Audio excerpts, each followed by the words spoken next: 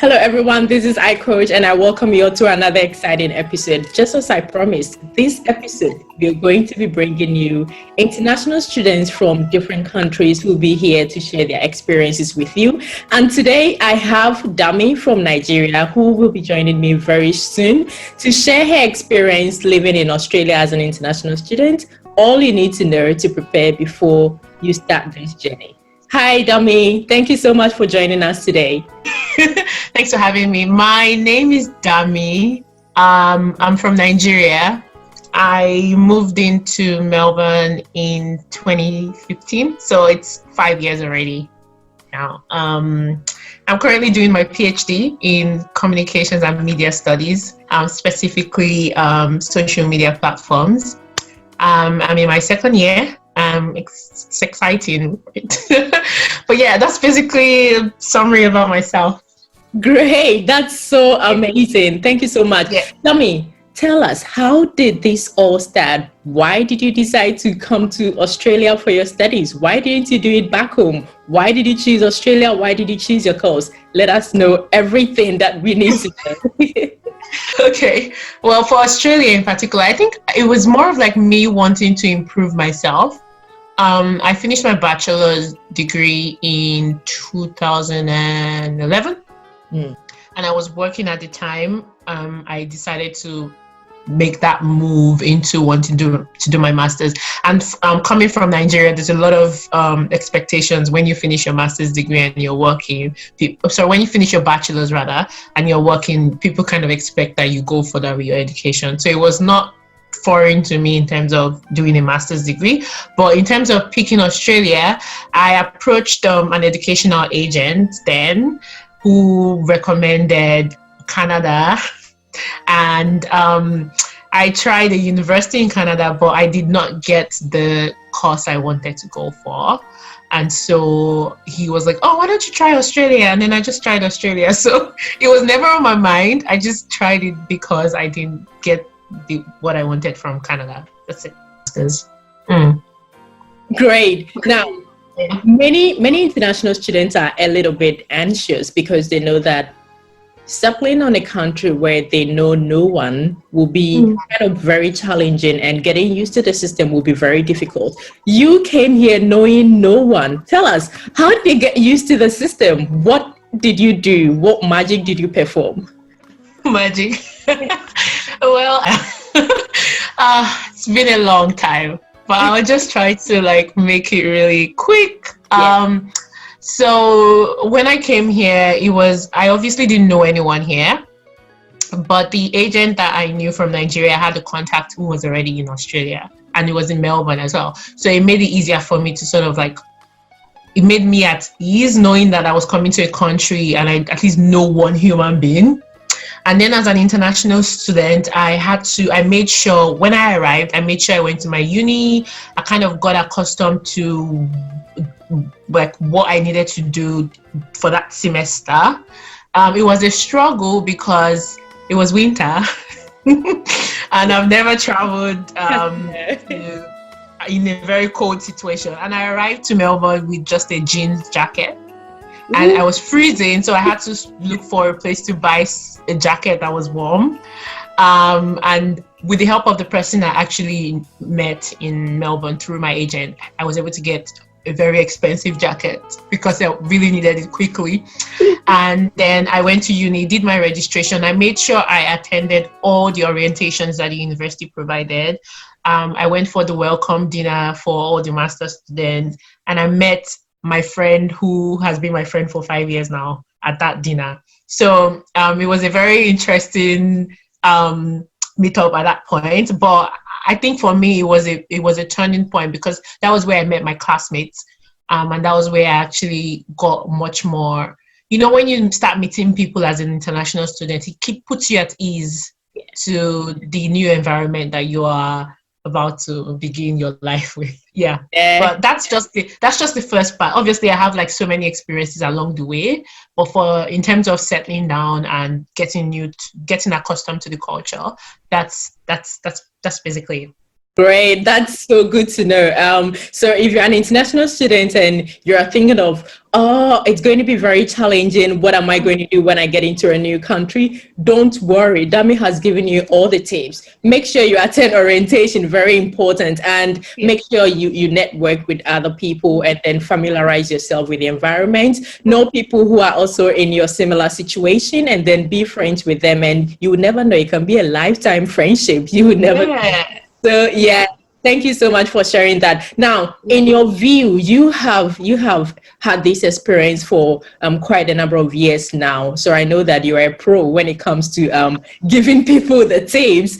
Tell us, what would you advise people who are intending to study? People from your country, Nigeria, people from other countries. What would you advise them to do? What would you say to them, people who are intending to travel outside their home country? I think I will first of all tell them to consider the main purpose for wanting to study abroad. Because people have different reasons for wanting to study abroad.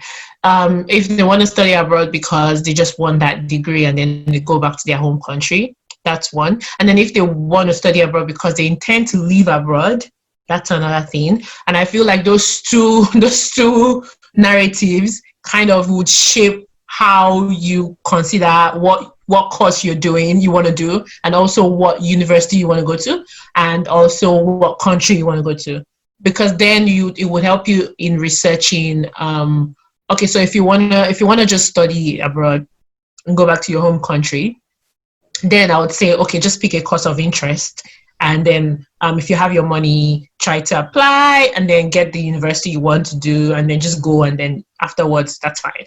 But if you want to live abroad, if you want to work, you need to understand the visa processing and the requirements. And if it requires a certain skill and you feel like you have not gotten that particular skill, but your master's degree or your bachelor's degree will put you on that level, then I would say go for that degree, specifically because you need to upskill yourself to the standard that is required for immigration.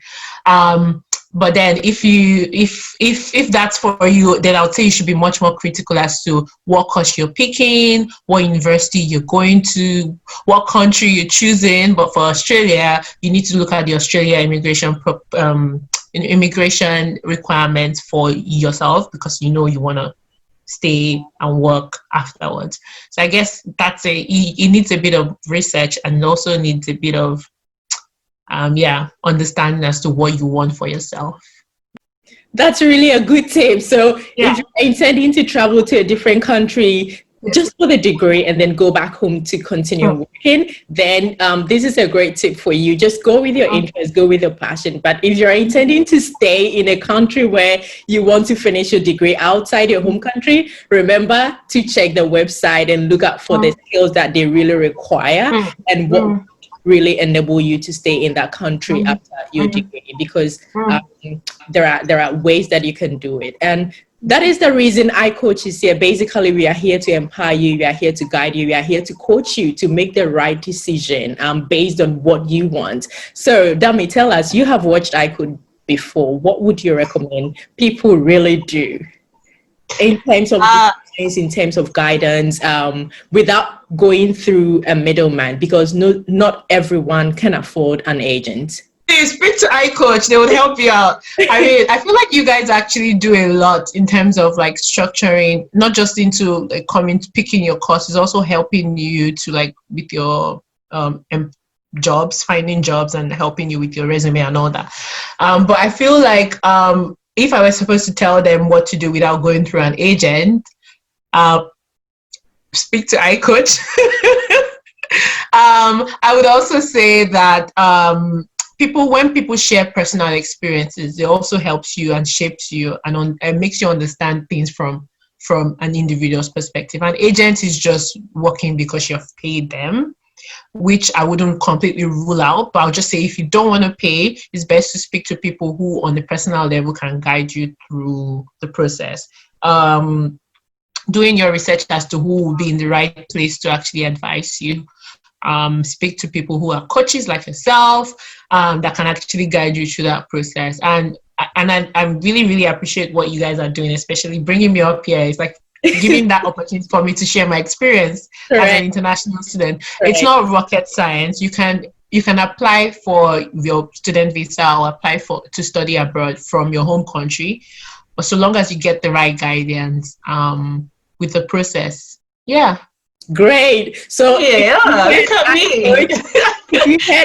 if you had dummy, basically you just need to watch all iCoach videos, and if you have any question, reach out to us. We are here to help anyone, and at no fee. We are not charging any fee. All you need to do is to be a member of the iCoach family by subscribing to our YouTube channel and reach out to us via email or WhatsApp, and then we will give you the guidance and advice that you want. And if you need any contact from anyone from your country, for instance, if you're Nigerian and you need to contact Dami directly for hair tip, definitely you are welcome to do so. So please get on to iCoach YouTube channel, subscribe to our channel, and make sure that you have watched all our videos. If you need any guidance, if you need any support, if you need any advice regarding studying abroad, what you need to do, what you can do, what are your work rights, anything at all, reach out to iCoach and we would definitely guide you in this decision. In our next episode, we are bringing someone from India.